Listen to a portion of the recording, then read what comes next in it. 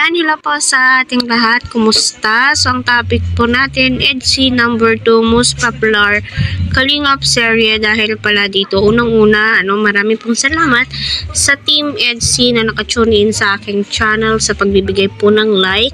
Ito po ay reviews and reaction ko patungkol nga po dito.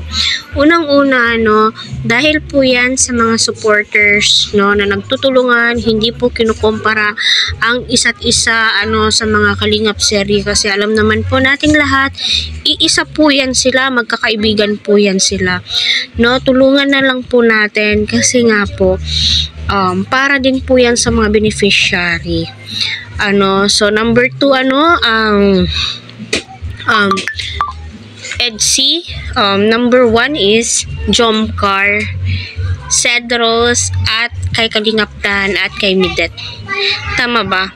Oo. So, yun, kita naman po natin na lahat ng mga beneficiary ay nagtutulungan po sila, para sila ay mapabahayan, at kita naman po natin yung effort ng bawat isa. At saka, deserve na deserve po ng Team EDSI, ito, kasi nga, kita po natin yung suporta ng mga viewers, yung pagmamahal po nila kay Edu, na in-extend po nila kay Viancy, at deserve naman po ni Viancy po iyan, na siya ay suportahan, tangkilikin ang kanyang mga video, kasi kung tutuusin itong si Viancy, ginagawa niya po yan kasi para po sa kanyang magulang, para sa pabahay, para sa mga kapatid niya, kasi kita naman po natin, napakahirap din po ng buhay nila Viancy, kaya inaabangan po nila, kasi twice a week na po mag-upload si Kalingap Rab sa